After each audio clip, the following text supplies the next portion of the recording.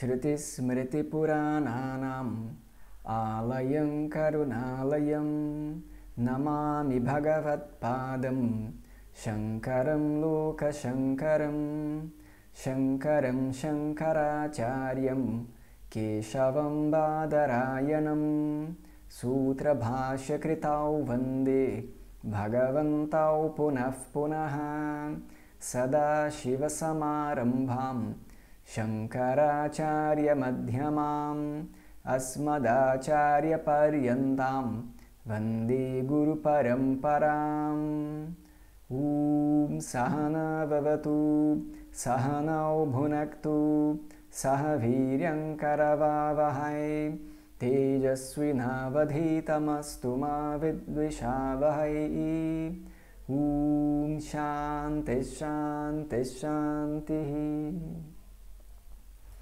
Esqueci de mandar os cantos iniciais, né? Podia ter mandado junto da oração pela paz mundial os cantos iniciais, mas tudo bem. Então vamos cantar o Oração pela Paz Mundial agora. Swasti prajabhya paripalayantam Nyayena margena mahim mahishah Go brahmanebhya shubhamastu nityam Loka samasta sukhino bhavantu Kali varshatu parjanyaha Prithvi sasya shalini Desho yanksho bharahitaha Brahmana santu nirbhayah Sarvesham swastir bhavatu Sarvesham shantir bhavatu Sarvesham purnam bhavatu Sarvesham mangalam bhavatu Sarve bhavantu sukhinah Sarve santu niramayah Sarve bhadrani pashyantu Ma kaschit dukkha bhag bhavet Asato ma sadgamaya Tamaso ma jyotirgamaya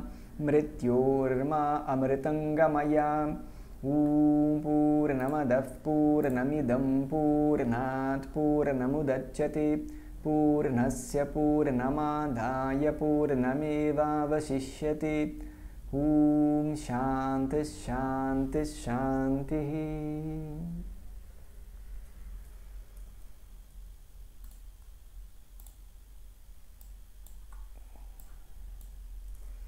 Bom, então, deixa eu só ajeitar aqui essa tela para conseguir ver vocês.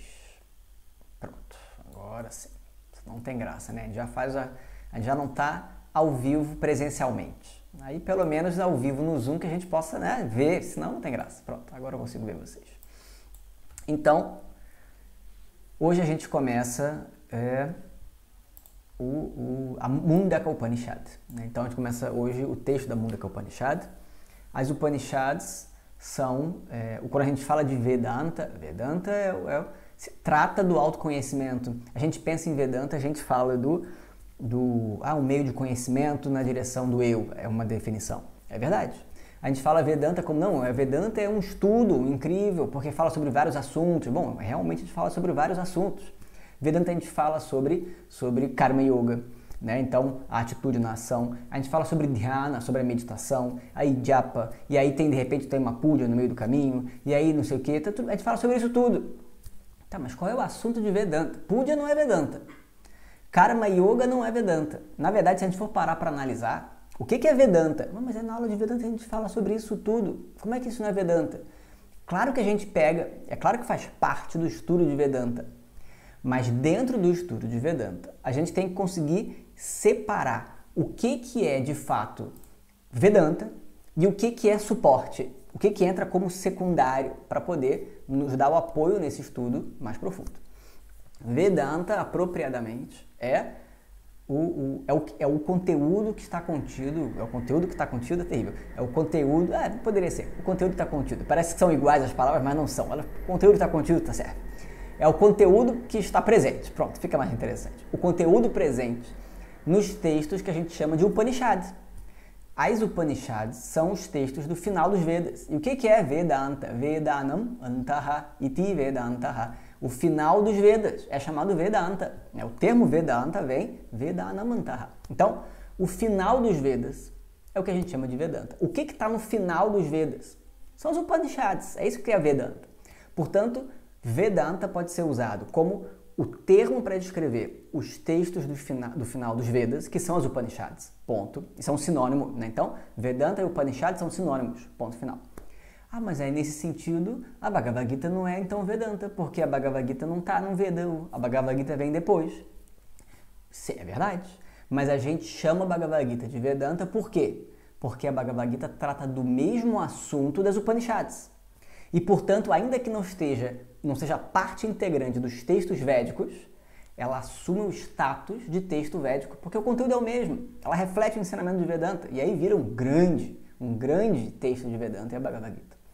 Então, a gente pode usar o termo Vedanta de uma maneira técnica para dizer o texto que é o Upanishad, está no final do Veda, ou a gente pode usar de uma maneira mais abrangente para representar tudo aquilo que reflete o ensinamento das Upanishads. E, portanto, a gente tem 3 grupos principais, né?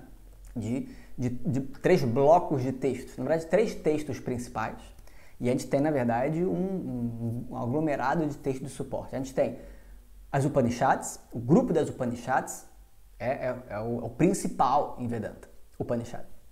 Depois a gente tem o Brahma Sutra. Brahma Sutra é um texto posterior aos Vedas também. Assim como você tem Yoga Sutra, você tem Kama Sutra. Sutra é uma literatura de sutra, né? Então é uma maneira de escrever um texto de uma maneira bastante sucinta, são os sutras. Tem o Brahma Sutra, são chamados também Vedanta Sutras.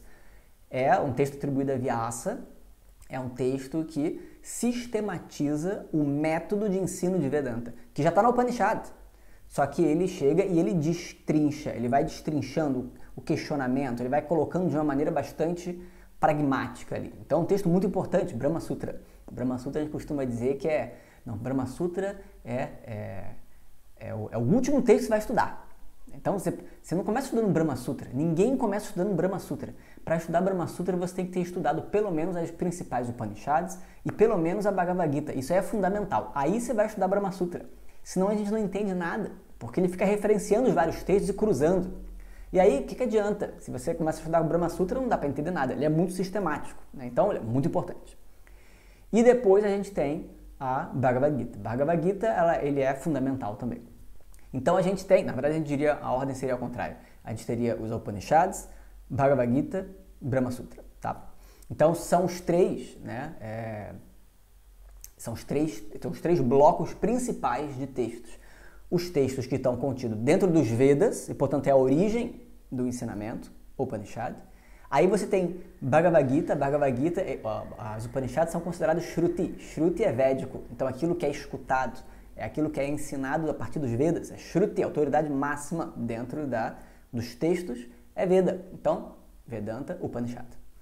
Aí você tem o segundo bloco, que no caso aqui, o segundo texto é Bhagavad Gita. Bhagavad Gita, ele é considerado Smriti. Smriti é aquilo que a gente lembra. Uma vez que a gente tem acesso, ele nos remete ao texto védico. Então, aquilo que a gente escutou, agora na Smriti, a gente é relembrado. Quer dizer, é um grupo de textos, as Smritis, né? Dharma Sutras, né? Os Dharma Shastras são Smriti também. Então, Bhagavad Gita é um texto posterior, está na categoria de Smriti, e vai, então, replicar o que o Veda fala, só com outras palavras, de outra maneira. E, por fim, a gente tem o Brahma Sutra, que são os sutras, né? Então, quando a gente fala de... Isso é muito complicado e a gente não vai entrar nessa questão, na questão dos darshanas, né? Isso aí fica para outro dia, eu não vou entrar nessa questão. Mas na Índia a gente tem os darshanas. Darshana é visão. E a gente tem os 6 darshanas, seriam as 6 linhas de filosofia indiana, por assim dizer. Filosofia indiana também é algo que é bastante vago, né? Então, mas a gente diria, vamos sintetizar, são as 6 linhagens, né? As pessoas dizem que são as 6 linhagens interpretativas dos Vedas. A gente não concorda com essa visão, porque o Veda não é sujeito à interpretação. Se os Vedas fossem sujeitos à interpretação, cada um tinha a sua interpretação, e se cada um tem a sua interpretação, não tem ensinamento. Eu pego o Veda, eu vou dizer qualquer coisa, para que precisa de Veda? Não precisa nem de Veda, diz o que você quer dizer, né? Não precisa de Veda para isso. Então a gente não concorda com uma visão interpretativa. A gente entende que existe uma linhagem tradicional que remete ao ensinamento védico. Se o Veda não quer dizer algo que a gente saiba, então realmente a interpretação a gente pode se pendurar onde a gente quiser, não precisa pendurar em Veda. Não é a visão que a gente tem. Então, a gente entende que os 6 darshanas, na verdade, isso é um mal entendido em algum momento, mas que no passado não tinha darshana nenhuma, todos eles, na verdade, eles remetiam ao mesmo ensinamento, eram aspectos do mesmo ensinamento, eles não entravam em contradição. A partir de algum momento, devido a alguma confusão, eles começaram a entrar em conflito. E aí, então, se estabelece como 6 darshanas, 6 visões diferentes. Então, dito isso, não vou falar mais nada sobre isso hoje, dito isso, o que acontece é que no período do estabelecimento dos darshanas, é um período relativamente recente da tradição, é um período considerado clássico, você tem então o estabelecimento dessas correntes filosóficas, de fato, darshana. E aí, para você estabelecer um darshana, você tem uns critérios, não é qualquer coisa, tem um critério. E aí os critérios são esses. O primeiro é, você tem que ter uma referência védica, tem que estar pendurado no Veda. Senão é nástica. Nástica quer dizer, não faz parte da tradição védica. Aí vira outra tradição, não é vaidica, não é ástica, e aí, portanto, é outra coisa, não é um darshana, né, um darshana védico. Então, o primeiro ponto é, você tem que se remeter a Veda. Veda é a autoridade máxima. Que parte dos Vedas você está usando como autoridade máxima? Bom, Vedanta usa os Upanishads, é o assunto Vedanta. Depois você tem Smriti. Que textos posteriores da Smriti corroboram o que você está dizendo dos Vedas, né? No caso de Vedanta é Bhagavad Gita. E aí depois você tem o Sutra que sistematiza a visão, especificamente, do Darshana. E aí, no caso de Vedanta, é Brahma Sutra. Tá? Todos os outros Darshanas vão ter também essas referências. Uma parte dos Vedas, o mais conhecido, que a gente fala muito, né? O Shankara fala muito, na época de Shankara, estavam muito em voga esses Darshanas. E aí Shankara tem os vários debates, os vários embates por isso, porque afinal de contas as pessoas não tinham um consenso nesse período, não estavam tendo essas divergências interpretativas. E aí Shankara mostra que, na verdade, não tem divergência interpretativa nenhuma. Se a gente for parar para analisar, a gente vai ver que, no final das contas, essa é a visão que os Vedas querem colocar. E mais, tudo isso que é falado nas outras partes dos Vedas se encaixam muito bem nessa visão. E aí ele mostra isso. Então, nos vários debates, aparece muito o Mimamsa. Mimamsa é uma dessas linhagens que foca em ritual, né? Então é chamado Mimamsa ou Purva Mimamsa. Foca na primeira parte dos Vedas, que fala sobre rituais. E aí, então, bom, a gente vai concordar. A primeira parte dos Vedas fala sobre ritual e não tem erro nenhum. A gente não vai descartar nenhuma parte dos Vedas. A gente só não foca na primeira parte. Mas ninguém em Vedanta tira a autoridade da primeira parte dos Vedas. Só que o assunto que a gente está interessado é outro. A gente está interessado no autoconhecimento. Então, o foco é o autoconhecimento. É o que trata as Upanishads. Enquanto que a primeira parte foca na parte dos rituais. E aí, Mimamsa foca só nessa parte. E aí, então, a primeira referência evidentemente, a primeira parte dos Vedas para eles. Né? Para a gente, é a segunda parte dos Vedas, são os Upanishads. E aí tem lá a Smriti, da qual eles tiram, né? E aí você tem lá todos os textos sobre rituais que estabelecem o uso de rituais, etc. E depois você tem o Sutra, e aí você tem os Sutras ali, que são os Sutras específicos dos rituais. Né? Então, todos os Darshanas vão ter esses textos básicos. Vedanta, então, vai ter esses 3 blocos. Além disso, a gente tem os vários Prakarana Granthis, que a gente chama, que são os textos auxiliares. Né? Prakarana Granthi são os textos auxiliares ao estudo, que aí são textos posteriores que vêm de mestres da linhagem, mestres da tradição, que complementam de alguma maneira porque viu a necessidade, por algum motivo, viu que os alunos estavam tendo dificuldade num ou outro ponto do ensinamento e aí resolve então escrever um texto elucidando aquele aspecto, por exemplo. Ou não, então escreve um texto que é um stotram. Shankara escreveu vários stotrams, é uma oração. E aí essa oração reflete também o ensinamento de Vedanta. Dakshinamurti Stotram é o stotra mais famoso em termos de estudo de Shankara. Shankara tem milhões, né? Tem vários cantos, vários stotrams diferentes, mas o Dakshinamurti Stotram, ele é interessante porque ele é tão profundo, ele é um canto para Dakshinamurti, Shiva na forma do primeiro mestre, mas é tão profundo que a gente estuda em Vedanta como um texto de Vedanta, e aí a gente vai destrinchando verso a verso o ensinamento de Vedanta, né? Mesmo sendo uma oração, né? Então, são textos auxiliares. Tá? Então, isso tudo é para a gente ter um panorama dos textos. É bastante vasto, né? Toda a estrutura dos textos védicos é bastante vasta. Então, em Vedanta a gente tem esses textos que são os principais. Claro que no meio desse assunto todo, qual é o assunto principal? O assunto das Upanishads. O assunto principal é o autoconhecimento. É a visão do indivíduo como não sendo o corpo e a mente, mas sendo, na verdade, idêntico à natureza de Ishvara, a natureza fundamental de Ishvara, o todo. Então, não existe diferença entre esse indivíduo que parece tão limitado, diante desse universo que é vasto.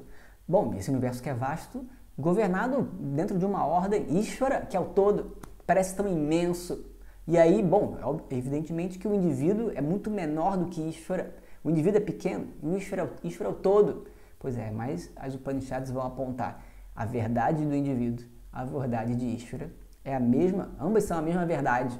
Que verdade é essa? É o ser livre de limitação completo. Então, é uma identidade. A identidade entre Jiva e Ishvara. Isso é o assunto das Upanishads. Isso que a gente chama de Vedanta, realmente, de uma maneira bastante metodológica, né, bastante específica, a gente vai ter que dizer Vedanta é a identidade de Jiva e Ishvara, a identidade do indivíduo e o todo. Tá? É o autoconhecimento.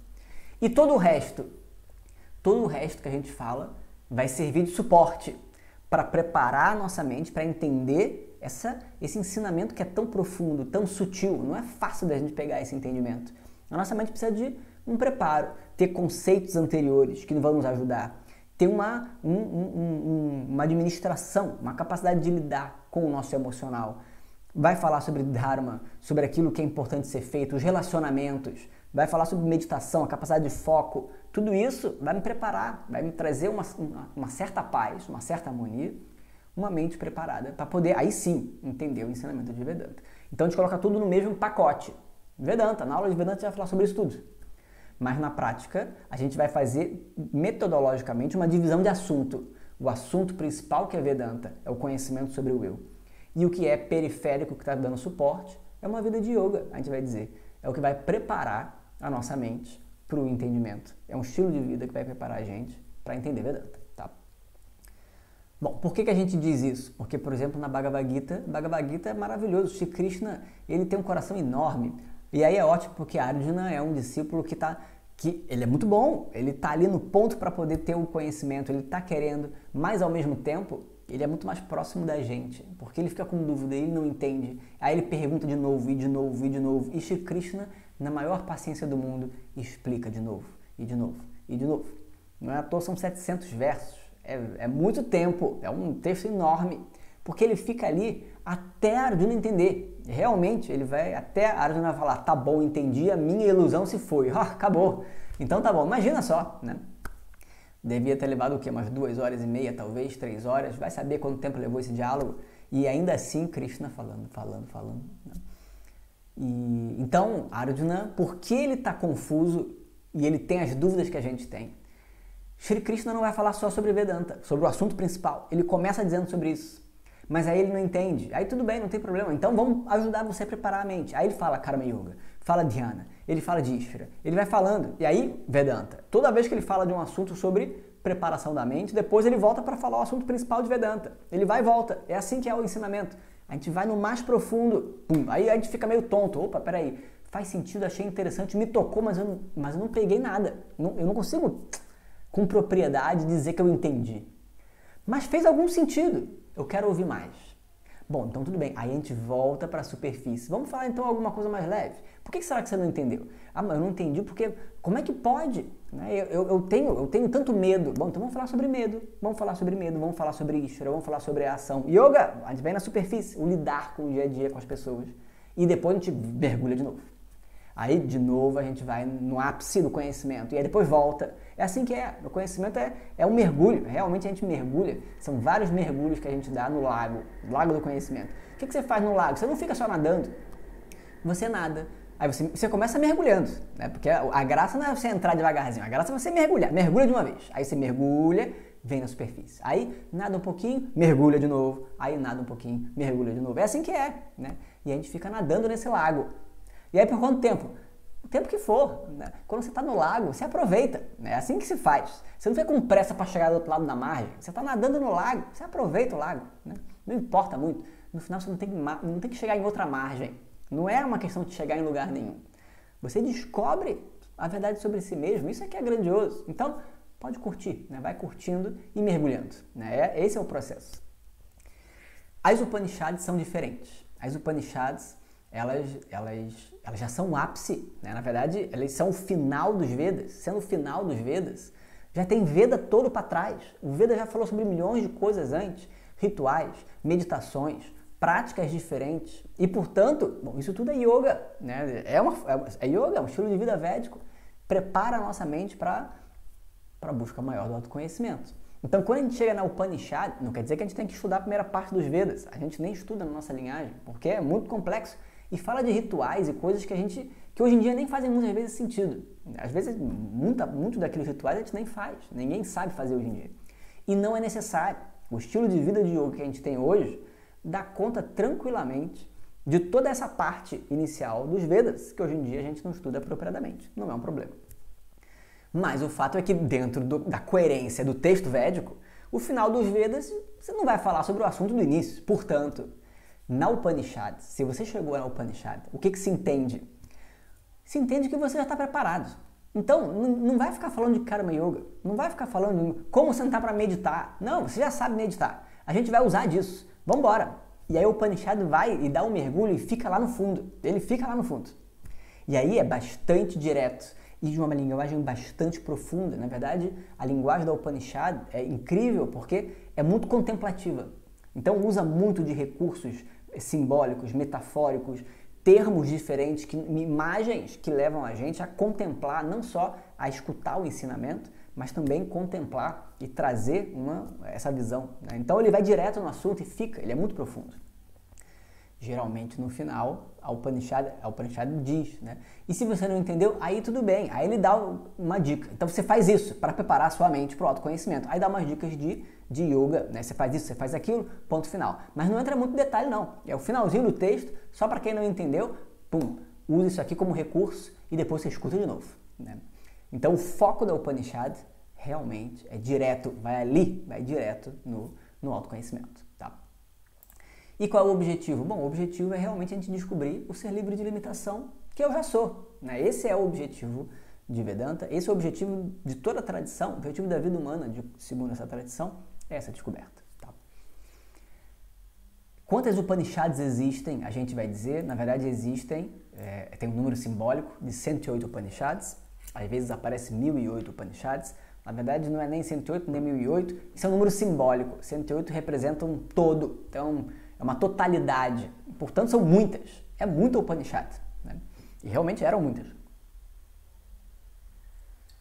Muitas Upanishads foram perdidas ao longo do tempo, assim como outras partes dos Vedas foram perdidas, porque a tradição era toda oral e até começar a ser escrita, bom, ela começou a ser escrita porque as pessoas começaram a deixar de memorizar.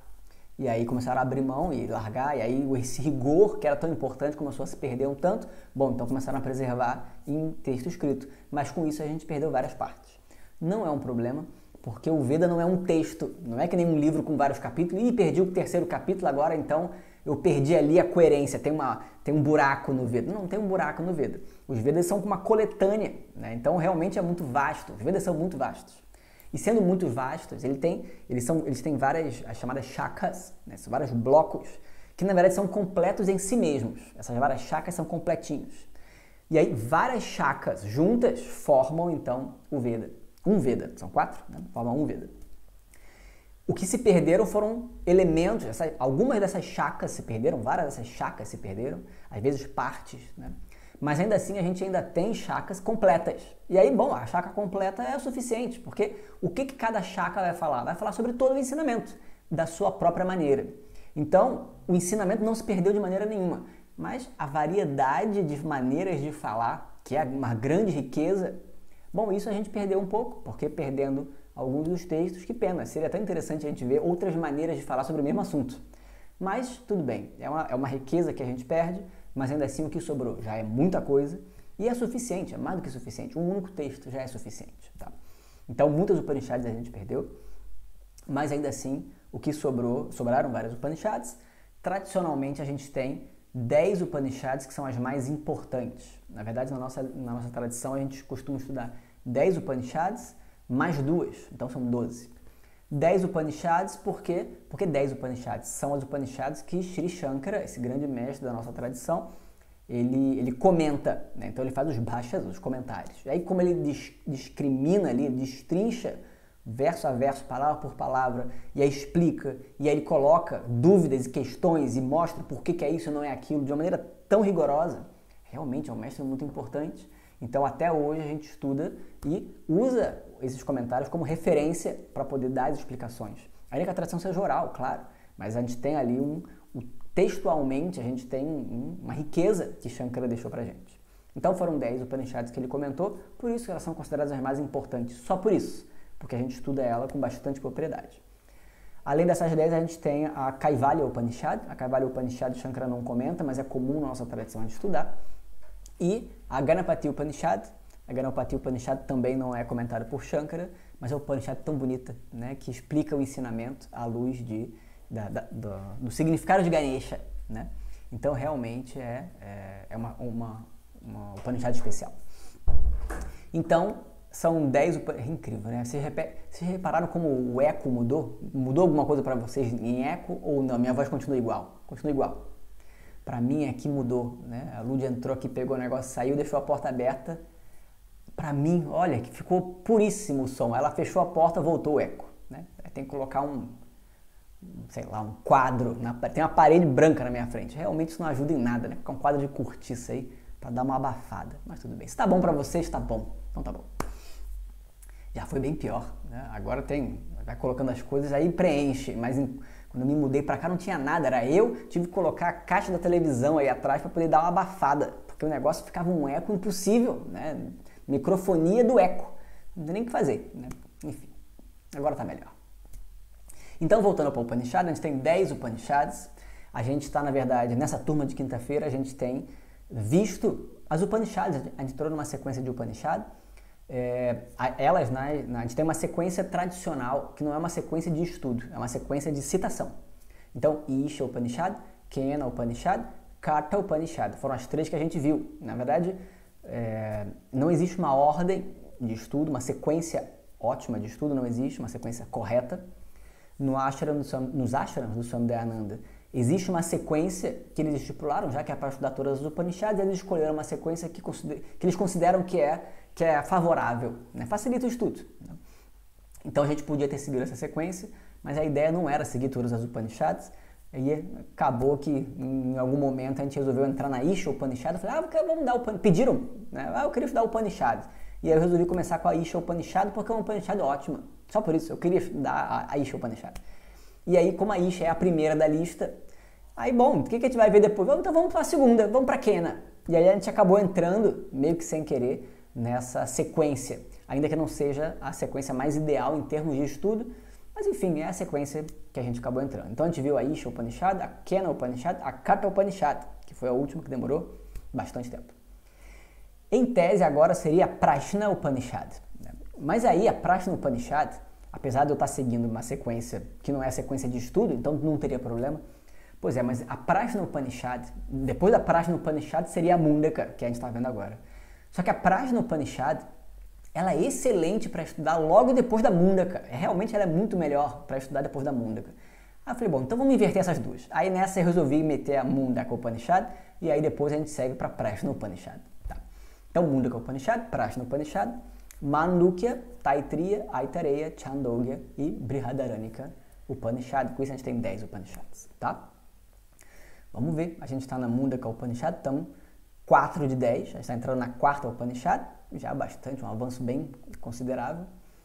E vamos ver, se a turma continuar depois, por mim a gente vai seguindo a sequência. Essa que é a ideia, né?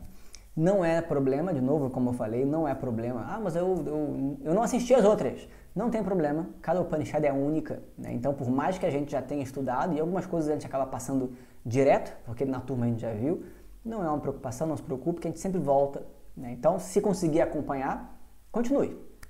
E se tiver muito difícil, aí vê, de repente, fazer algum outro curso, algum outro texto que seja mais simples, né? Mas eu sempre recomendo que tente, porque afinal de contas, enfim, ainda que seja o Upanishad, que é profunda, ainda assim a gente tenta sempre colocar para abranger todos os tipos de aluno. Essa que é a ideia. Tá? Então, Mundaka Upanishad. A Mundaka Upanishad, todas elas falam sobre o mesmo assunto, evidentemente, porque todas são Vedanta. E Vedanta fala sobre o autoconhecimento, esse é o assunto. A professora Glória costumava dizer, né, começou um texto novo, né, Glória? Começou um texto novo. Qual é o assunto? E aí ela sempre dizia, Vedanta. Você queria o quê? A gente só fala de Vedanta aqui. Esse é o assunto, esse é o assunto. E aí ela ria, porque evidentemente que a pessoa não estava perguntando isso. Ela queria saber qual é a peculiaridade do texto. Né? Mas ela se divertia fazendo isso, porque no fundo era interessante chamar a atenção para o fato de que tem que lembrar. Tudo bem, a gente pode dizer as peculiaridades, mas qual é o assunto? O assunto sempre vai ser Vedanta. Esse é o nosso foco, esse é o objetivo. Todo o resto é extra. Tá? Então, todas as Upanishads vão ter o mesmo assunto, o mesmo tema, mas cada uma vai trazer o assunto com uma abordagem diferente. Essa que é a beleza. Né? Então, a Mundaka Upanishad, ela fala bastante sobre Mumukshutvam. Mumukshutvam é a busca, o desejo por moksha, a liberação. E também fala muito sobre a importância da linhagem de mestres, a importância de você poder estudar as Upanishads, estudar Vedanta, com um professor qualificado, dentro de uma linhagem, e não ser um autodidata, pegar e estudar por conta própria. Né? Isso é importante também. Toda Upanishad, na verdade, todo texto de Vedanta, ele tem que passar por 4 tópicos. A gente já falou isso nos outros cursos, a gente fala de novo porque é importante. Então, Adhikarin. Adhikarin é a qualificação para o estudante. O que eu preciso para poder entender o assunto? Então, Adhikarin é a qualificação. Então, o que eu preciso em termos de qualificação para estudar? Depois é Vishaya. Vishaya é o assunto. Qual é o assunto do texto? Então, no caso, o assunto do texto, naturalmente, é o autoconhecimento. Né? É a verdade do eu. Esse é o assunto. Vishaya. É a maior parte do texto, porque é isso que está, né, o principal ali trazendo o assunto. E aí, no final, a gente tem mais 2 fatores, que são Phalam, o resultado de eu ter esse conhecimento, e Sambandha. Sambandha é a conexão. Qual é a minha conexão? Eu, como estudante, como é que eu me vinculo ao assunto? Sambandha é a conexão. Em Vedanta a gente sempre vai dizer o Adhikarin, né, a qualificação, é uma mente preparada. E aí tem as várias qualificações. Por isso uma vida de yoga. Uma vida de yoga ajuda a gente trazer na nossa mente essa qualificação para entender Vedanta. Então, Adhikarin. Vishaya é o assunto, é a identidade de Diva e Ishvara, o autoconhecimento. Phalama é o resultado. Qual é o resultado desse conhecimento? O resultado é moksha, a liberação do estado de sofrimento. Esse é o resultado, esse é o objetivo. Phalama. E a conexão, Sambandha. Como eu me conecto com esse conhecimento? Como eu me conecto com esse phalama, esse resultado? Você se conecta na medida em que você na verdade é o assunto. Na medida em que eu tenho o conhecimento a respeito de mim mesmo, que é Vishaya, o assunto, essa moksha, que é o resultado, é obtido. Tá? Então essa é a conexão. A conexão é o conhecimento sobre mim mesmo. O assunto se refere a mim mesmo. Portanto, eu tenho moksha com conhecimento. Esse é Sambandha. Tá? Então, qual é a maior adhikari? Qual é a maior qualificação do estudante de Vedanta? A maior qualificação é Mumukshutvam. O que é o Mumukshutvam? Mumukshutvam literalmente é o estado de ser um mumukshu. Esse tuam no final é um estado de. É o estado de ser um mumukshu. E quem é um mumukshu? É aquele que busca por moksha. Moksha é liberdade. Eu busco ser livre. Livre do quê? A gente nem sabe direito do quê. Chega num certo momento que uma pessoa que tenha uma certa sensibilidade, uma certa clareza na vida, a pessoa de repente sente que tudo bem, o mundo inteiro tem tantas coisas que eu posso adquirir, eu já adquiri tanto. E tantas outras coisas que eu não adquiri também, claro. Essa dicotomia, o mundo é assim. Mas o fato é que eu busco algo maior.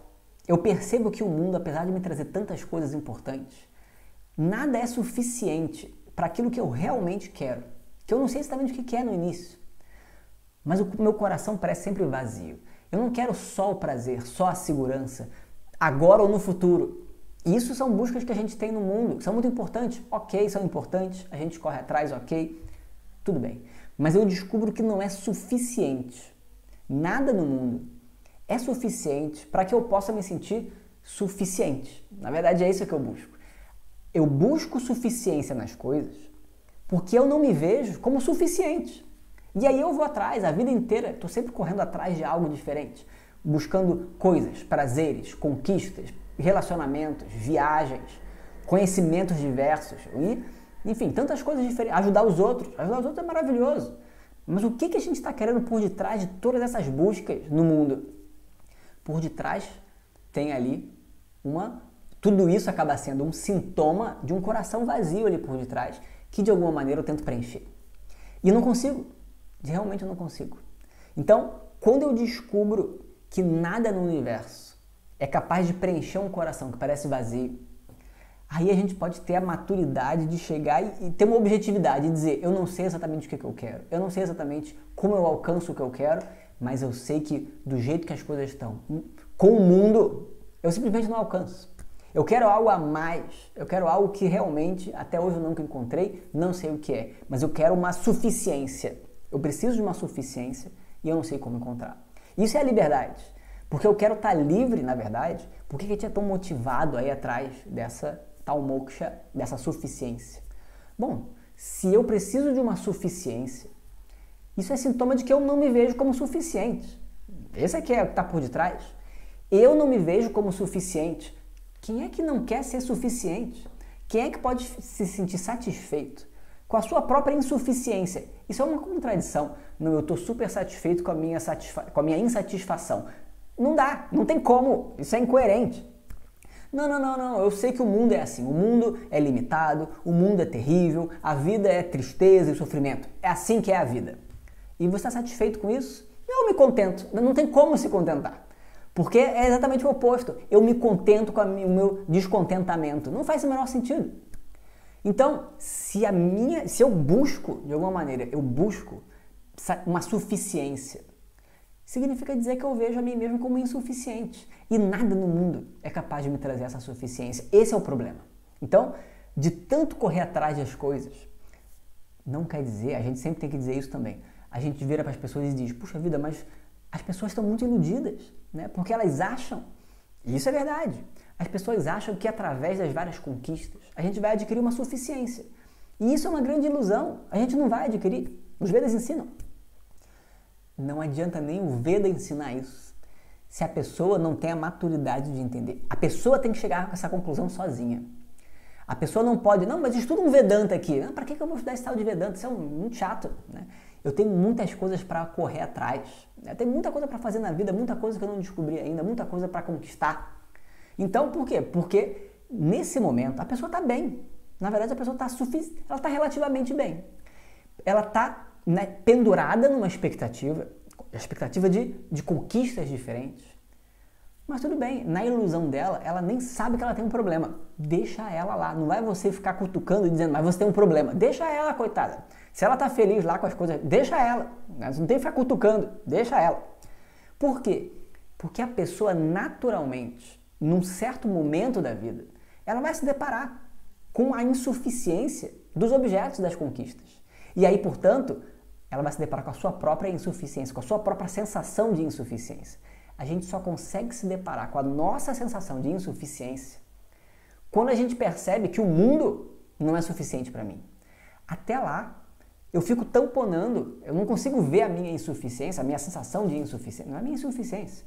Eu não consigo ver a minha sensação de insuficiência. Faz uma grande diferença. Eu não consigo ver a minha sensação de insuficiência porque o mundo parece suprir essa minha necessidade. E lá estou eu, tranquilamente, sempre correndo atrás. Correndo atrás. Não é uma coisa, é outra. E aí consigo uma coisa, mas depois eu quero mais. Até uma hora que eu viro e falo, mas eu vou querer mais até quando? Por que eu me pergunto, eu vou querer mais até quando? Porque por mais que eu tenha conseguido tudo isso, eu continuo querendo mais. Aí sim eu vejo, nada é suficiente. E se nada é suficiente, então eu sou insuficiente. Quer dizer, eu me deparo com a minha insuficiência e eu não quero ser insuficiente. Como é que eu resolvo esse problema? Eu sempre corri atrás de tudo no mundo, muito contente, muito empolgado, muito animado. No final das contas era porque eu não me sentia suficiente. Então eu não sei como, mas eu quero resolver essa questão da minha insuficiência. Como é que eu faço? Quando surge essa urgência, essa visão clara sobre... A gente não sabe exatamente o que é que a gente pode obter, mas existe uma urgência em resolver algo. Isso é Mumukshutvam. Eu não sei como, mas eu quero viver livre dessa sensação de insuficiência. É isso que eu quero. Como eu me vejo livre dessa sensação de insuficiência? Eu não sei, mas eu vou correr atrás de um meio. E eu já sei que não é através de segurança, prazer e conquistas no futuro, porque é mais do mesmo. Em última instância, é mais do mesmo. Não significa dizer que eu não vá resolver as coisas da vida e buscar e correr atrás. Claro que sim, mas eu descubro algo que é mais importante. Todo o resto vira secundário. Claro que eu tenho que pagar a conta, é claro que eu quero fazer um bom trabalho, é claro que eu quero comer uma comida saborosa, por que não? Mas se essa questão do coração vazio não tiver resolvido, parece que todo o resto parece que perde um pouco da graça também, porque na verdade tem algo que é muito mais urgente. Então, a minha urgência, coloca essa busca como principal. Se eu conseguir resolver esse principal, o resto é o resto. Eu lido com o resto. O resto é o resto. Mas se eu não consigo lidar com esse principal, o resto não é suficiente, jamais vai ser. Então, esse é que é o dilema. Diz, né? Às vezes a gente fala brincando, é a crise do Mumukshu. Por que é a crise do Mumukshu? Porque ele está no mundo, mas ao mesmo tempo ele vê que o mundo não é mais suficiente. Mas ao mesmo tempo ele não tem a solução, porque ele não tem o conhecimento ainda. Então, nesse momento, ele não sabe para onde correr. E aí, mas fica claro, ele se depara com o próprio problema fundamental humano. Esse é o problema fundamental humano. Qual é o meu estado de suficiência? Será que eu sou suficiente? Será que eu sou insuficiente? Como é que eu resolvo? E aí a pessoa começa a correr atrás. Para essa pessoa, o Upanishad está aberto. Existem várias qualificações que a gente fala, né? O Tattva-Buda elenca várias. Mumukshutvam é realmente a primeira e a mais importante de todas. Se você tem uma busca maior, o entendimento de que, não, deve ter algo mais, deve ter algo além, e é isso que eu quero, bom, então você está preparado. O resto vai vir. Se você não está preparado ainda para entender claramente, não se preocupe, mas você está preparado para começar o estudo. Ao longo do seu estudo, vai vivendo uma vida de yoga, e aí você vai desenvolvendo todo o resto, não se preocupe. Mas Mumukshutvam é a busca, é isso que vai fazer você correr atrás. Ninguém vai estudar Vedanta se não tiver Mumukshutvam. Se não tiver o interesse, a vontade de estudar, isso é Mumukshutvam. Se não tiver, para que você vai estudar? Então, para quem é o estudo de Vedanta? É para quem tem interesse no assunto. Quem é que tem interesse no assunto? É quem consegue se deparar com o próprio problema fundamental humano e está disponível, está disposto a correr atrás como algo que é prioritário. Aquilo ali é muito importante e aí então essa pessoa vai ter condições de sentar toda semana 2 horas para ficar lá ouvindo um professor falar em sânscrito, um monte de coisa difícil, né? Quem que vai ficar ouvindo isso? Alguém com muito interesse, né? E quer entender, e vai estudar, e vai tirar dúvida, porque eu quero entender esse treco, e vai entender. É uma questão de tempo. A pessoa já tem interesse, é uma questão de tempo. Tá? Então, o Mumukshutvam é a maior qualificação, sem sombra de dúvidas. Outra qualificação que é muito importante, e, bom, estou falando tanto de Mumukshutvam, não é só porque é a mais importante, é porque Mundaka Upanishad fala sobre isso também. Mas uma outra coisa que é tão importante é Vairagya. Vairagya é o desapego, é a capacidade de desapego. A capacidade de desapego não é a capacidade de você pegar um objeto e falar, não, eu estou muito apegado com esse objeto porque eu não consigo largar, então agora eu vou ter desapego, larguei o objeto. Isso não é desapego, isso pode ser um exercício de desapego, porque agora você vai ver o quanto você fica tenso e nervoso pelo fato de você ter largado o objeto de apego. E aí você descobre o quão apegado você é. Né? Puxa vida, eu não sabia que eu precisava tanto daquele objeto. Não é que precisa de fato, você acha que precisa, mas é o hábito. E aí então você descobre um apego. Isso não é desapego, isso é um exercício de desapego para descobrir o seu apego. Isso é uma outra coisa. O que é o apego? O apego não é... O que é o desapego? O desapego não é você abrir mão do objeto.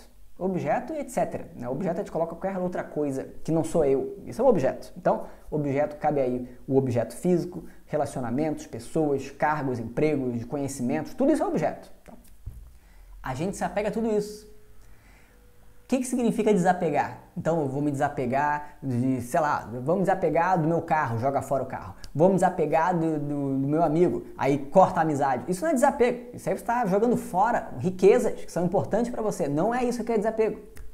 O desapego, na verdade, para entender o desapego, a gente tem que entender o que é apego. O que é apego? O apego é quando eu pego o objeto e digo, o objeto é a fonte da minha felicidade. Eu não preciso nem dizer, na verdade não é consciente. É a visão que eu tenho. Por que eu vou dizer que o objeto é a fonte da minha felicidade? Bom, porque na minha sensação de insuficiência, que não está claro para mim, como é que eu tento suprir essa insuficiência? Buscando suficiência no objeto. E eu acho que o objeto vai me trazer uma suficiência, porque ele é tão bonito, porque ele me traz ali uma água, porque ele é tão bacana, ele é de vidro, sei lá, estou inventando, né? É uma garrafa, afinal de contas, é um exemplo muito esdrúxulo. Mas a gente faz isso com tudo. Não, porque com um grande emprego, aí eu vou ser alguém importante. Com mais dinheiro, aí sim eu vou poder fazer tantas coisas. Um relacionamento. O que eu não sou? O que eu não sou é tão mais do que eu sou. Porque tem tanta coisa que eu poderia ser e que eu não sou. E aí lá vou eu. Se eu me sinto insuficiente, isso é tudo num nível inconsciente. A gente não se dá conta. Por que eu me vejo como insuficiente? Eu busco me tornar algo diferente que na minha fantasia vai ser suficiente. E aí o que é? É ter esse objeto? É ter esse cargo? O ter, na verdade, nunca é em si mesmo a fonte. O ter, na verdade, se refere a eu vou ser aquele que tem. A referência sou sempre eu. Eu me vejo como insuficiente, mas aquele objeto me faz feliz. O que está por detrás? Eu acho que tendo o objeto, eu vou ser alguém importante. Eu vou ser, de alguma maneira, alguém suficiente. Por causa de uma experiência de prazer, ou por causa de um status na sociedade. Aí a nossa mente, ela é muito fértil. A gente vai ter uma imensidão de possibilidades, de ideias, de fantasiar, de imaginação. A gente vai concluir tanta coisa. E lá vai a gente correndo atrás. E quando não dá certo, ou porque eu não consegui o que eu queria, ou porque eu consegui o que eu queria, mas 2 dias depois já não é mais suficiente. Tudo bem, próxima coisa, próxima coisa, próxima coisa. E lá vai a gente nessa espiral que não termina. Né? Isso é o apego. É um entendimento, ela nasce do entendimento falso, de que, primeiro, eu sou insuficiente. Segundo, a minha insuficiência é curada com aquele objeto, que é tão incrível. Eu não vejo o objeto pelo que ele pode me dar, porque o objeto pode me dar algo. A garrafa é ótima. O desapego é jogar fora. Como é que eu vou beber água se eu jogar fora a minha garrafa? Eu preciso da garrafa. Ela tem uma utilidade. Eu uso a garrafa e aí bebo água. Ela tem um valor. Mas até aí é onde vai o valor da garrafa. Não passa disso. E se por um acaso quebrar a garrafa? Que pena. Eu vou precisar de uma outra garrafa. Eu pego uma outra garrafa, eu pego um copo, eu faço alguma outra coisa. Por quê? Porque é isso que a garrafa pode me dar. Mas se eu olho para a garrafa e eu vejo mais, eu vejo o brilho dela, o que é o brilho real dela? É o valor que ela tem como objeto, é o que ela pode me oferecer como objeto. Mas eu vejo mais, eu vou ser alguém especial porque eu tenho essa garrafa. Eu sou tão feliz, essa garrafa é tão especial para mim, porque ela veio, sei lá de onde, essa garrafa sei lá de onde ela veio, mas enfim, tá, apareceu aqui, eu tô usando. Tá limpa, pelo menos isso, eu sei que tá limpa, mas apareceu, eu tô usando. Mas podia ser, não porque essa garrafa eu trouxe da Índia, nem é, mas digamos que fosse, a gente faz isso, né? Eu trouxe a garrafa lá da Índia, aí é uma garrafa especial, eu só dou aula com a garrafa da Índia. Aí quebrou a garrafa, não, minha garrafa, pelo amor de Deus, que droga. Aí pronto, vai ficar arrasada porque minha garrafa era tão especial. Isso é um apego. Por quê? Porque eu só sou alguém importante porque eu tenho a garrafa que veio da Índia. A garrafa da Índia não vai te trazer nada de suficiência, mas eu acho que vai. Apego. Então, enquanto eu vejo a minha suficiência, a minha satisfação, a minha felicidade atrelada a uma condição, apego. Isso é o apego, né? Literalmente a gente fala isso, né? Em inglês é mais fácil. Você vai mandar um e-mail, na carta era mais fácil de fazer isso. No e-mail, qual é o símbolozinho do anexo? Em inglês a gente chama de attachment. Apego, isso é attachment. É um clipe, né? Um clipezinho. Você pega 2 folhas, coloca um clipe. Pum. Onde uma folha for, a outra vai junto. Isso é o apego. Né? É igualzinho. Onde for a garrafa, minha felicidade vai junto. Ridículo, é evidente que não. Pois é. Só que, por uma garrafa é ridículo. Só que a gente faz isso com coisas muito mais sérias e profundas. Coisas que realmente tocam a gente, tocam no nosso emocional. Relacionamentos, situações importantes, né? E tantas coisas que são realmente importantes para o ser humano. Mas ainda assim essa relação, ela é falsa. Enquanto eu tiver aquilo, eu sou feliz. Isso não é verdade. Também o contrário, eu só sou feliz por causa daquilo. Também não é verdade. O que é o desapego então? O desapego não é jogar fora o objeto de desejo, o objeto de satisfação. É você tirar o clips. Isso é que é o desapego. As folhas podem continuar juntas, isso não tem diferença. Mas agora você não tem o clips. O clips é o que trava. Eu posso ter a garrafa, eu posso não ter a garrafa. Isso para minha suficiência não tem diferença nenhuma. Porque eu sou suficiente em mim mesmo. A garrafa é um extra. A garrafa é um extra bem-vindo. Se ela estiver presente, ótimo, eu usufruo dela. E se ela não estiver presente, que pena, eu vou ter que fazer alguma outra coisa. Mas com relação à minha suficiência, não tem a menor diferença. Porque a garrafa não pode, ela não pode afetar a minha, nem me dar suficiência, nem retirar a minha suficiência. Eu sou suficiente por mim mesmo. Isso é que é o mais importante. Então, o que é vairagya, o desapego? É a capacidade de descobrir a limitação do objeto de desejo. Eu desejo, claro que eu desejo o objeto, não tem problema nenhum em desejar, o desejo é ótimo. Mas eu sei que aquele objeto de desejo tem aquele tamanho, tem aquela dimensão de benefício. Acima daquilo, não pode me dar. Aí o que acontece? Internamente, eu estou livre do objeto. Não é isso que eu quero, fundamentalmente. Eu quero algo a mais, eu quero algo que realmente vai fazer toda a diferença na minha vida. A gente fala de vairagya já com resultado. Quando eu vejo a suficiência em mim mesmo, eu tô desapego total do universo, porque eu sei que o universo não é capaz nem de me deixar pequeno, nem de me deixar grande. Eu sou suficiente em mim mesmo. Só que esse é o resultado. E no início, a pessoa que busca por Mumukshutvam, ela tem um tanto de vairagya, que não é devido ao conhecimento de si mesmo ainda, mas é devido ao conhecimento da limitação dos objetos. Eu entendo que nada do universo é capaz de me trazer a suficiência que eu busco. Eu só não sei ainda como buscar a minha suficiência, mas eu sei que os objetos não são capazes de me trazer essa suficiência. E, portanto, vairagya. Eu vou focar naquilo que é o mais importante, por isso Mumukshutvam. Vairagya, na verdade, precede Mumukshutvam.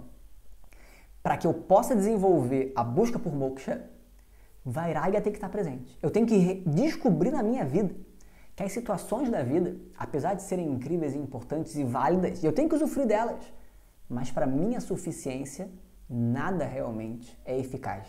E aí, vairagya. Se eu precisar de abrir mão de alguma coisa na direção daquilo que é o mais importante, a busca por essa satisfação, por essa suficiência, eu abro mão, eu deixo como secundário. Isso é vairagya. Tá? Então, uma grande qualificação. Internamente, eu sou capaz de ver que nada no mundo é capaz de me fazer feliz o suficiente. Ótimo, essa pessoa, sem dúvida nenhuma, tem condição de sentar e gastar 2 horas do seu dia, gastar algum tempo de manhã meditando, para poder se dedicar a esse ensinamento. Senão, o mundo inteiro tem muita coisa interessante, muita coisa que cobra da gente. Tempo de sobra a gente não tem, não costuma ter. Mas a gente dá um jeito, a gente arranja um pouquinho que seja, quando é possível. A gente dá um jeitinho. Porque isso é muito importante para mim? Ótimo, então eu vou lá. Esse é o principal. Todo o resto agora é importante, mas secundário. Vai me ajudar nessa busca principal. Isso é vairagya. Tá? Então essas duas qualificações são muito importantes. E tem a ver com Mundaka. A Mundaka Upanishad tem a ver com isso. Pergunta, a minha imagem está ficando desfocando? Ela está desfocando e focando? Não? Tá. Porque eu acho que, na verdade... Tudo bem. Eu esqueci de desconfigurar o foco, de configurar o foco. Se estiver fazendo também, não vai fazer mais. A Mundaka Upanishad recebe esse nome Mundaka. O nome Mundaka está associado com o termo Mundana. Mundana é a cabeça raspada de um renunciante. Na Índia a gente tem, na tradição védica, a gente tem esses dois estilos de vida. Um estilo de vida na direção do autoconhecimento. O estilo de vida de yoga, que a gente chama Karma Yoga, que é a busca pelo autoconhecimento enquanto você vive na sociedade, com os relacionamentos, com papéis diferentes, como Dharma, você tem coisas para fazer, coisas que são importantes, então é esperado de você fazer tantas coisas, né? E a gente está lá, correndo atrás, trabalhando e fazendo isso, fazendo aquilo, cuidando uns dos outros, e no meio do caminho a gente quer estudar também, e aí então a gente estuda Vedanta, no meio da sociedade. Só um yogi para poder conseguir fazer isso. Karma Yoga. O outro estilo de vida é um estilo de vida que não é o nosso estilo de vida. Mas na Índia tem bastante. Também não é o padrão lá, mas acontece. É o segundo estilo de vida, que é o estilo de vida de sannyasa, que é a renúncia. A pessoa abre mão de qualquer vínculo social. Eu abro mão do meu nome, da minha família, dos meus relacionamentos, de qualquer tipo de função que eu tenha na sociedade, abro mão da minha casa, abro mão da minha roupa, abro mão de tudo. Agora eu não tenho nada. Eu tenho 2 mudas de roupa que eu preciso usar, uma para usar, a outra porque tem que ficar lavando enquanto isso.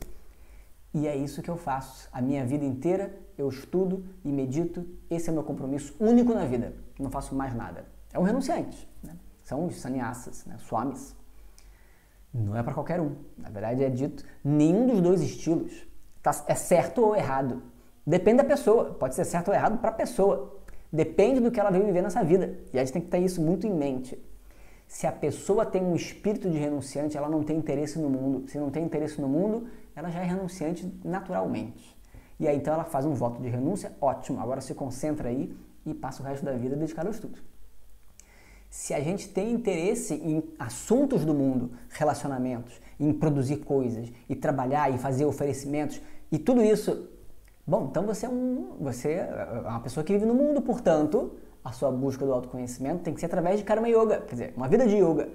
Você vai incorporar uma vida, dentro da vida de Karma Yoga, de uma vida de yoga, você incorpora o estudo de Vedanta.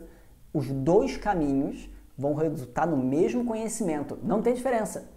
Mas cada um vai precisar de um estilo de vida diferente para poder ter a qualificação necessária para poder ter o entendimento. A gente fala das qualificações, mas na verdade a gente tem que ver individualmente o que eu preciso mais. O que eu preciso mais? O que de alguma maneira é mais difícil para mim? Cada um tem a sua vida, cada um tem o seu histórico. Às vezes uma pessoa precisa fazer mais um tipo de disciplina do que outra, né? E às vezes muda também ao longo do tempo. Algumas pessoas precisam se dedicar integralmente ao estudo, renunciantes. Outras pessoas precisam aplicar o estudo ao mesmo tempo que vive a vida na sociedade, com relacionamentos, etc. É isso que vai qualificar ela para entender Vedanta. Cada um tem seu karma, seu prarabdha ali, sua história de vida. Tá? Então, a gente não tem um mais certo do que o outro. Depende da pessoa, só isso. Mas, ainda assim, para nós que somos karma yogins, que vivemos na sociedade, é uma inspiração a gente olhar para os swamis. Por quê? Porque é de ver que a gente no nosso dia a dia, a gente tem que buscar desenvolver uma vairagya, um desapego. E um renunciante legítimo, tem muito renunciante também que renuncia errado, que não era para ter renunciado, mas renunciou como fuga. Isso é muito comum na Índia. E aí é o pior dos mundos, porque a pessoa tinha que viver na sociedade com relacionamento, mas agora fez um voto de renúncia, e aí é um conflito enorme, né? Então a pessoa só pode renunciar se realmente ela tiver o compromisso e a natureza de poder viver uma vida dessa. Tá? Essas pessoas já têm um desinteresse no mundo. Para eles, vairagya é muito mais fácil nesse sentido, né? O que eles já não devem ter feito em outras vidas que jogaram ela para essa situação. Quem está no mundo, muitas vezes, tem uma dificuldade muito grande, porque o mundo é muito apelativo, é muita coisa. E aí, realmente, é muito mais fácil você exercitar a vairagya quando você é um renunciante, né? Você está lá fora, está no alto da montanha, aí não tem ninguém em volta de você. Aí é muito mais fácil, né? Não quer dizer que seja fácil, não. Dificílimo. Mas ainda assim, no meio do mundo, no meio dos relacionamentos, né, a pessoa tem que ter uma força ali para desenvolver o vairagya.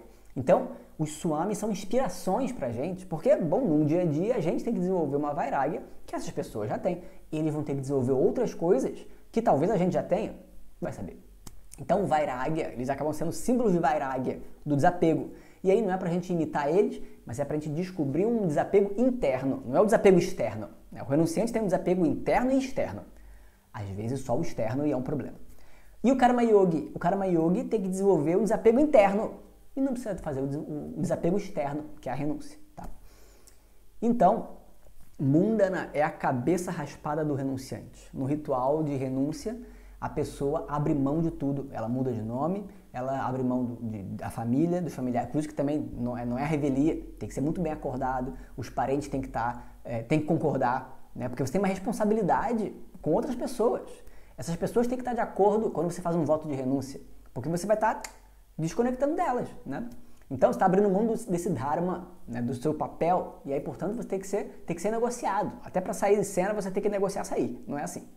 E aí, então, a pessoa vai lá e faz o voto de renúncia, e aí, então, como parte do ritual, você raspa o cabelo. O cabelo representa o apego, é simbólico do apego, né? Até porque o cabelo, a gente deixa o cabelo crescer, aí cuida do cabelo. E a nossa feição, né, o nosso aspecto, está muito vinculado com o cabelo. O cabelo mudou, a gente já fica, caramba, eu tô horroroso. É só o cabelo tá pro lado. Não, mas mudou tudo. E muda mesmo, né? Porque a percepção, o nosso cabelo tem um impacto muito grande. E aí, na Índia, ainda por cima, as pessoas têm cabelos enormes, aí cuidam, passam óleos, e é isso, e é aquilo outro. E aí tem todo um cuidado. E aí, por isso, muitas vezes está vinculado com a ideia de apego. Nem sempre tem apego, não. Cuidar do cabelo não quer dizer que a pessoa tem um cabelo enorme e aí cuida do cabelo, a pessoa é apegada. Não necessariamente. De novo, o apego é interno, não tem nada a ver com o externo. A pessoa pode ser um sábio e ter um cabelo enorme muito bem cuidado. Isso não é apego necessariamente. Mas por que as pessoas muitas vezes se apegam ao cabelo e à sua imagem, portanto, o cabelo é símbolo de apego, né, em termos de símbolo. E aí, quando o renunciante raspa a cabeça, simbolicamente ele está abrindo mão de qualquer tipo de forma, qualquer tipo de vínculo, qualquer tipo de apego. Agora eu abro mão dos meus apegos, Vairagya é total, abrir mão do meu papel nesse mundo. Isso é Mundana, e é por isso que o nome Mundaka Upanishad, ele remetendo a cabeça raspada do renunciante, ela traz a importância, aponta pra gente a importância de Vairagya, né? Então, como eu falei, a Mundaka Upanishad fala sobre as qualificações também. Então, Vairagya. E a outra coisa é que Mundana, sendo a cabeça também, tem a Mundaka Upanishad é do Atharva Veda. Depois eu vou falar melhor sobre isso, mas é o quarto, né? Atharva Veda. E no Atharva Veda, né, nas linhagens do Atharva Veda, quando o estudante chegava para o professor para começar o seu estudo, isso é tradicional, né, nas várias linhas dos 4 Vedas. Né? O estudante vai lá e pede, por favor, eu gostaria de estudar com você. Vai no ashram, aí gostaria de ser recebido para ser seu aluno. E o professor aceita, vai lá, começa a estudar. Então tem toda uma cerimônia, inclusive, do início do estudo. Né? As linhagens do Atharva Veda, ligadas ao Atharva Veda, o estudante chegava com um fogo, né, um pote com fogo na cabeça. E aí, esse ritual é chamado Shirovrata. O estudante chega com um pote na cabeça, e aí ele se aproxima e pede, por favor, ele oferece o pote com fogo, por favor, eu desejo ter esse conhecimento. Esse pote remete à ideia de Mumukshutvam. Né? A gente fala muito, quando a gente fala de Mumukshutvam, a imagem do Mumukshu, que quer o conhecimento e é uma urgência, não tem nada mais importante. A gente sempre fala, é como a pessoa que tem um cabelo pegando fogo. Por que a pessoa tem um cabelo pegando fogo? Porque se a pessoa tem um cabelo pegando fogo, literalmente, pegou fogo o cabelo da pessoa, não tem nada mais urgente do que apagar o fogo. Né? Isso é uma urgência. Tá pegando fogo na minha cabeça, o que eu faço? Vai na primeira fonte de água e enfia a cabeça. Não importa se a água tá limpa, se ela tá suja. Não, mas tem que apagá-lo, tem que fechar a porta, porque senão vai sair o gato. A pessoa não vai voltar para fechar a porta enquanto o cabelo tá pegando fogo. Não, ela vai fazer do jeito que for. Por quê? Porque isso é o mais urgente. O resto é secundário. Essa é a visão do Mumukshu.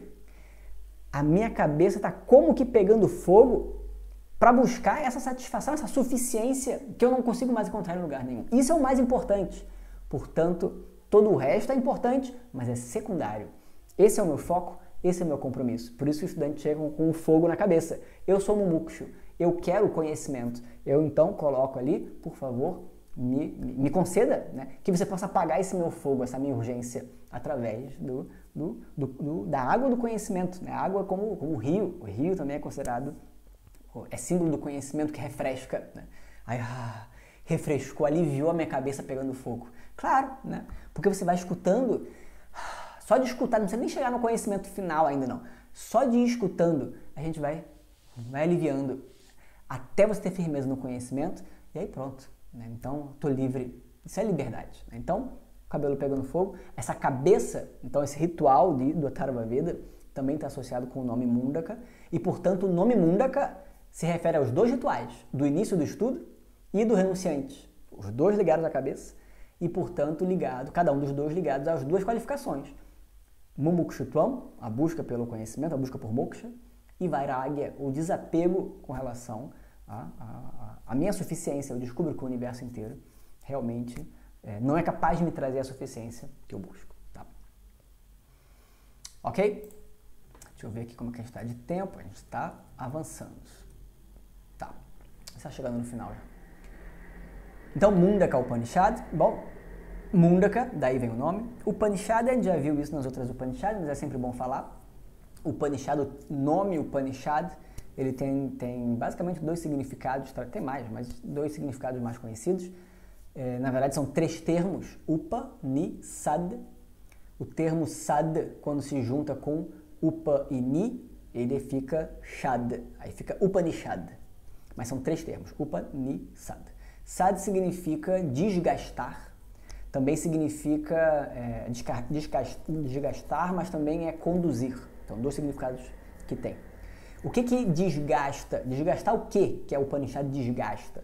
Ela desgasta o samsara. O samsara é o apego com relação ao mundo, né? Está embolado e a gente está como que, né, realmente é o oceano do samsara. O que é o oceano do samsara? É uma onda atrás da outra, uma onda atrás da outra, e a gente tentando não se afogar. É assim que as pessoas muitas vezes se sentem nesse universo, um problema atrás do outro, um problema atrás do outro, e aí eu tô ali como que me afogando em quê? Na visão equivocada de mim mesmo, é isso que tá. Eu tô ali naquele sofrimento do mundo e eu não consigo ter um alívio. E aí o que acontece? Bom, o Upanishad desgasta esse samsara, desgasta essa confusão, esse sofrimento, desgasta. E como é que desgasta esse samsara?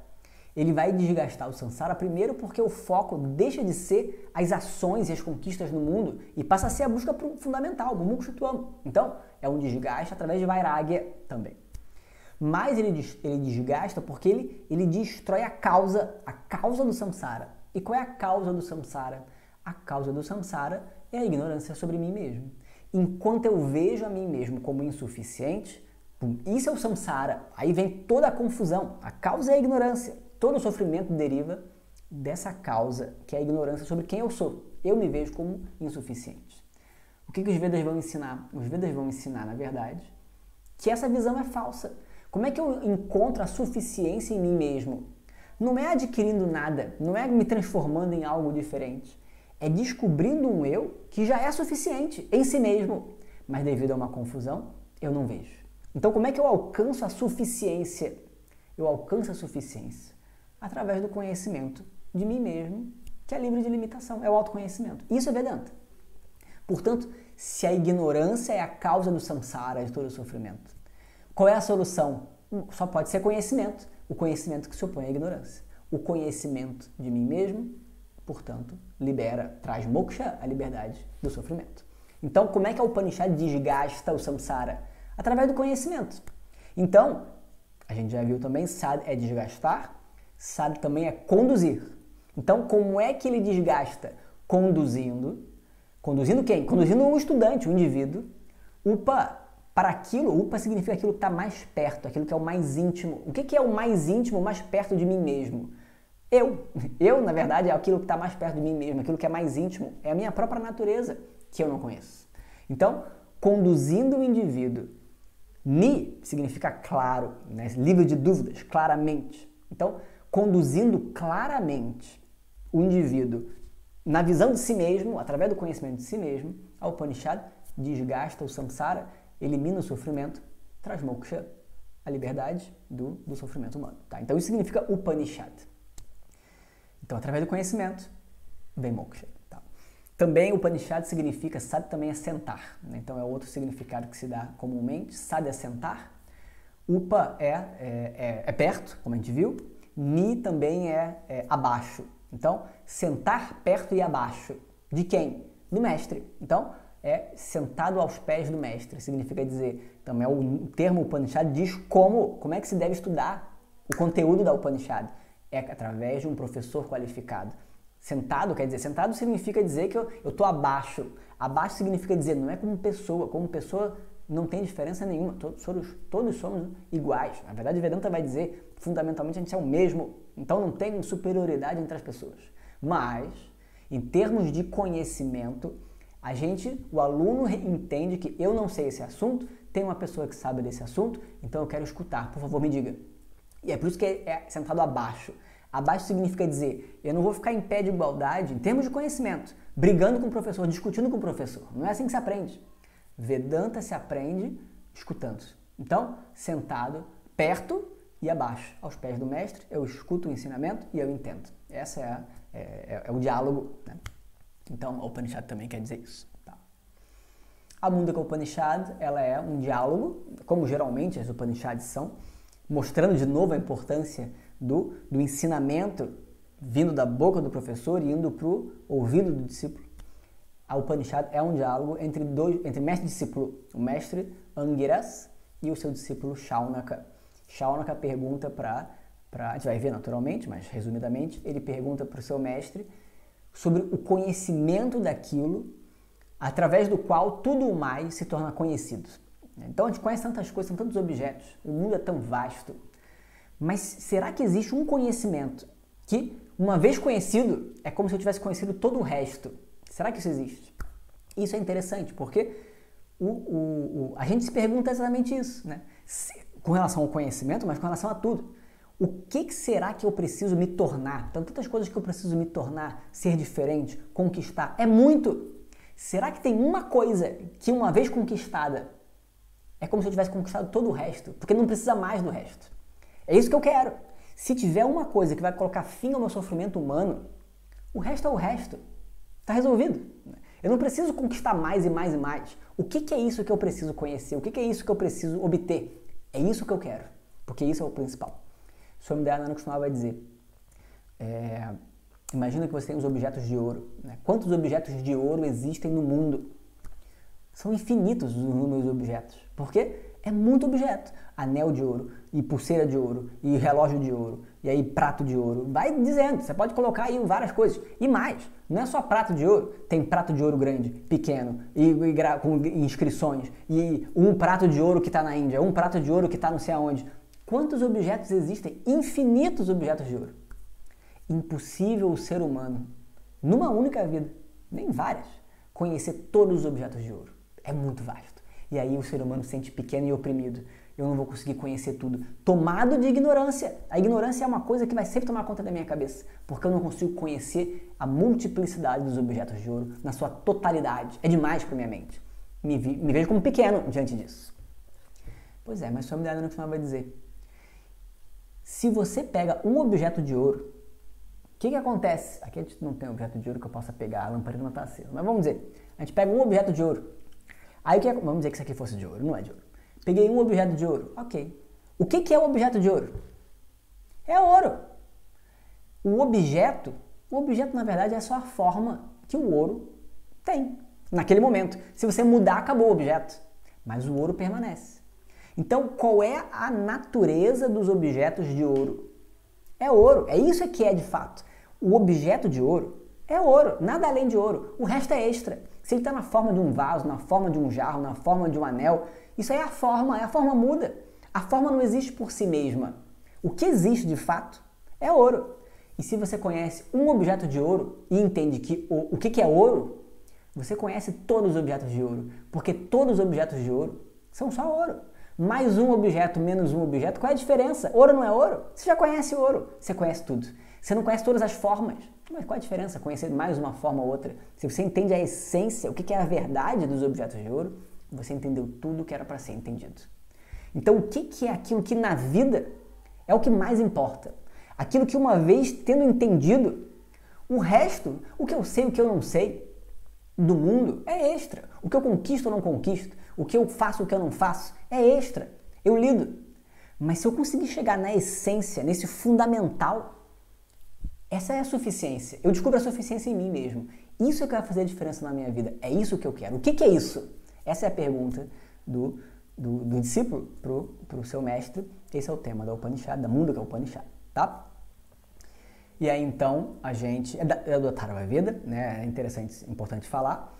A gente, todo Veda, toda Upanishad, tá associada ao seu Veda, ela tem um Shantipata, ela tem um canto de paz associado, e a gente canta no início de todas as aulas. Hoje a gente não cantou, eu vou cantar só pra gente poder cantar, mas vocês também não tem, também nem adianta. Então eu só vou cantar. Na aula que vem a gente começa também cantando o Shantipata, o verso de paz, e aí a gente também vê o significado. E aí toda aula a gente vai cantar, além dos cantos iniciais que a gente cantou, e a oração pela paz mundial, que a gente tem cantado sempre, a gente vai cantar também o Shantipata associado ao Atharva Veda, que enfim, o Veda dessa Upanishad, tá?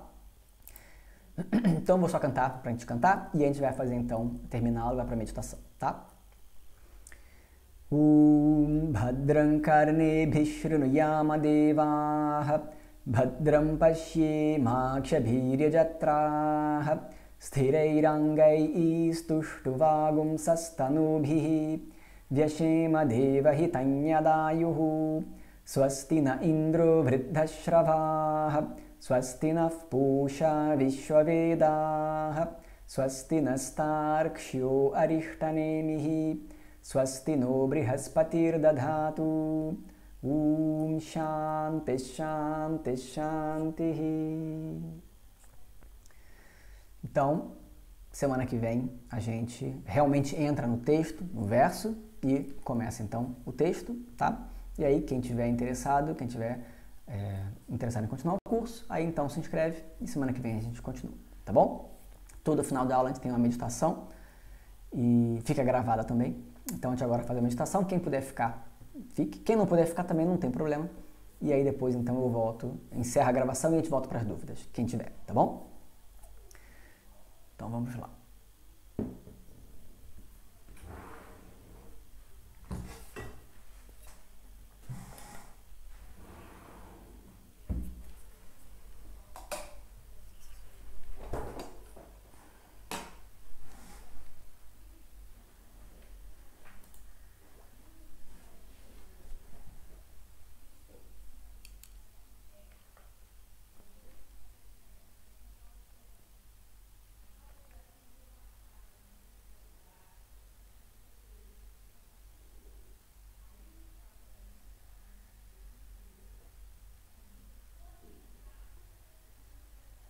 Om Shuklambaradharam Vishnum Shashivarnam Chaturbhujam Prasannavadanam Dhyayet Sarva Vignopashantaye.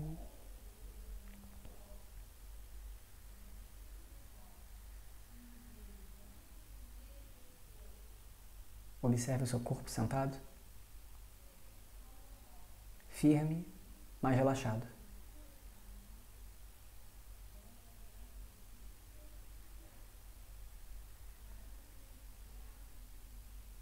Observe cada parte do seu corpo e dê um comando de relaxamento.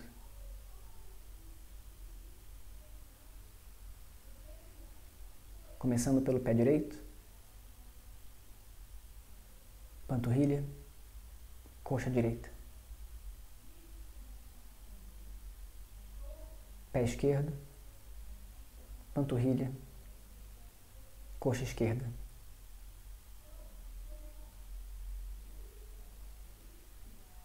Relaxe o quadril, a lombar, toda a extensão das costas. Relaxe o abdômen, o tórax.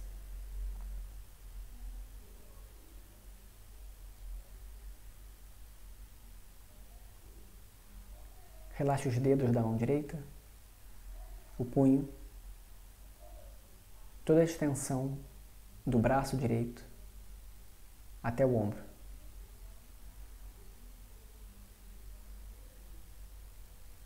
Relaxe os dedos da mão esquerda, o punho, toda a extensão do braço esquerdo até o ombro.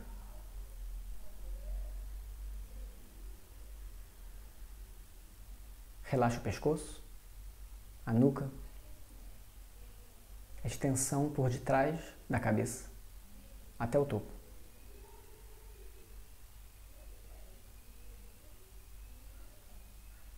Relaxa a testa, as sobrancelhas, os olhos.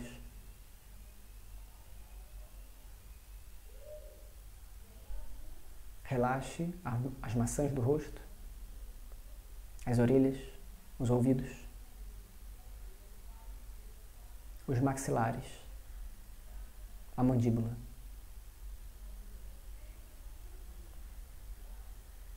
Relaxe os lábios, mantendo-os suavemente se tocando. Mantenha a língua repousada dentro da boca.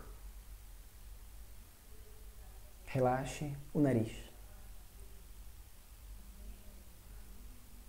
Relaxe.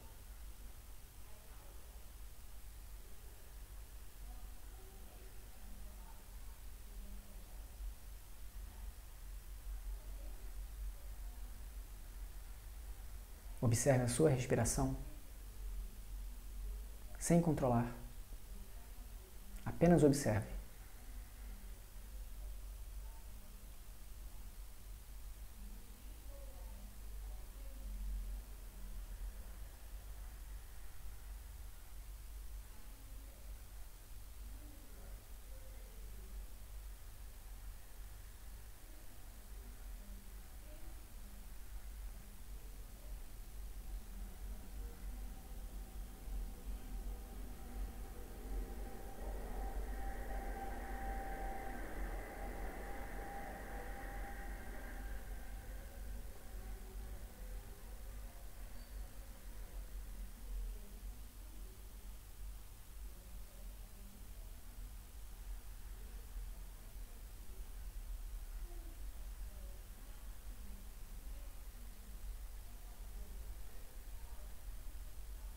Todos os objetos ao meu redor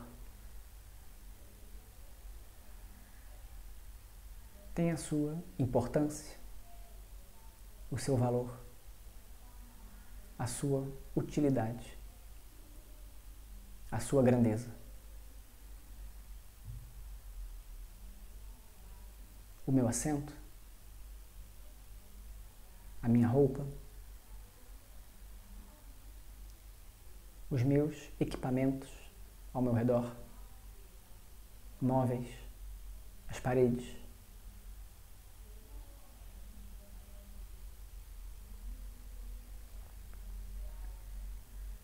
Cada objeto tem a sua função, tem o seu ganho.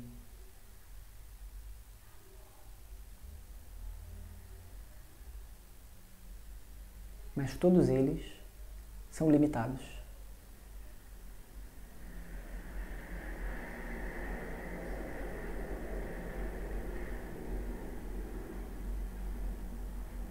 São limitados no tempo,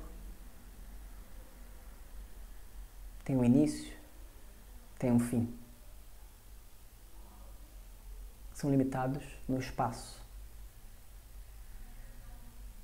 Ocupam uma certa posição,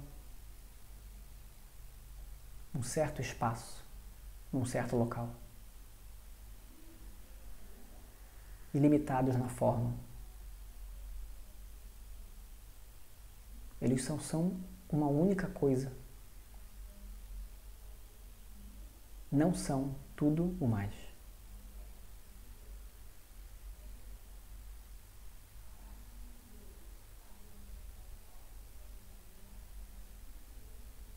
Apesar de úteis e grandiosos em si mesmos,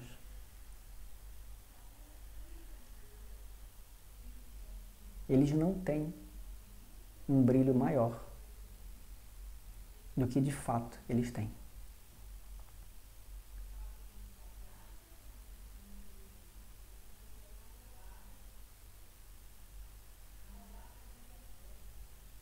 Nada do universo é suficiente para me produzir suficiência.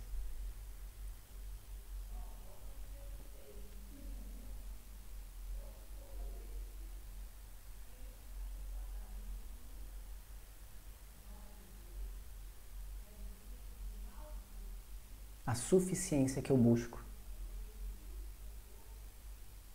já é a minha própria natureza.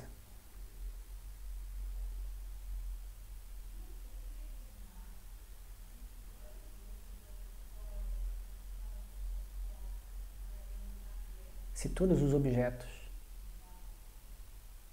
são limitados e não me produzem suficiência, o meu corpo, sendo um objeto, também não produz suficiência.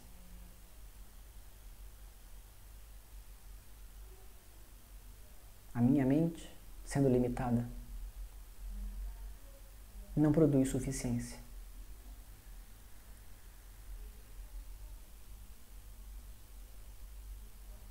Ainda assim, em alguns momentos, eu me vejo suficiente, completo.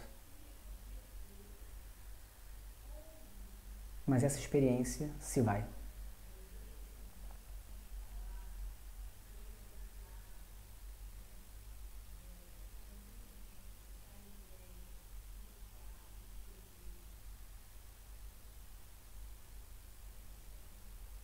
Aquele ser suficiente, presente naquele momento, tão rápido. Aquele sou eu.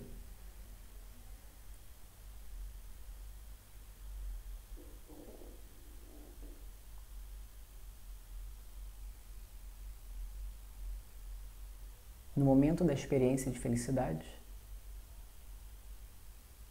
eu me vejo suficiente.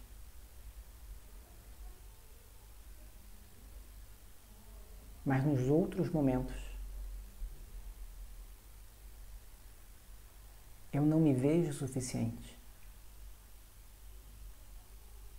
Mas eu ainda assim sou o suficiente e não sei.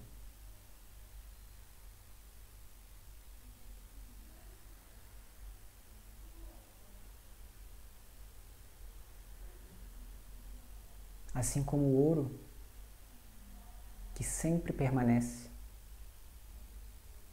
mesmo quando as formas dos objetos mudam. Eu sou o ser completo, suficiente, por detrás do corpo, da mente, dos pensamentos, que sempre mudam.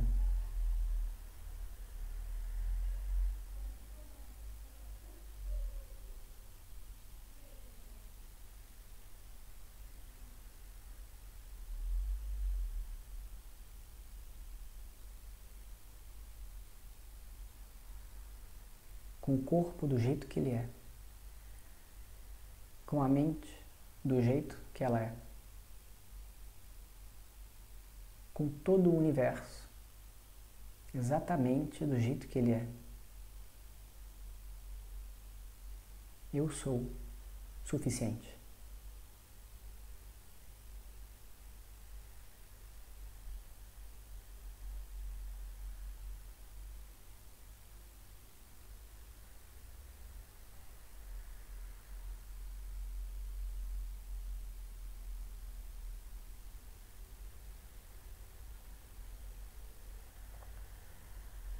Tudo pode mudar ao meu redor,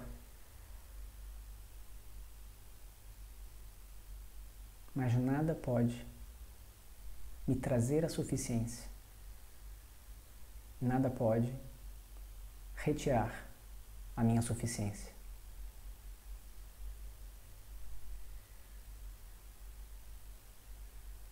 Sendo completo, eu posso lidar com tudo que vem para mim.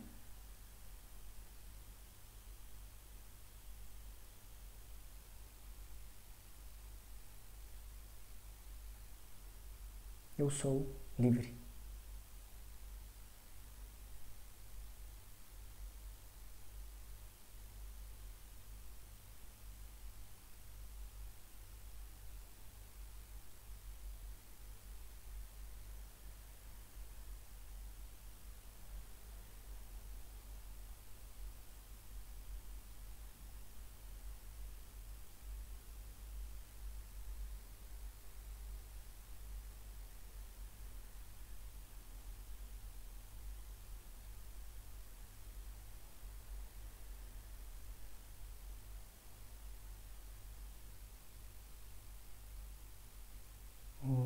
Purnamadav Purnamidam Purnat Purnamudachyate Purnasya Purnamadaya Purnamevavashishyate Om Shanti Shanti Shanti Harihi Om Shri Gurubhyo Namaha Harihi Om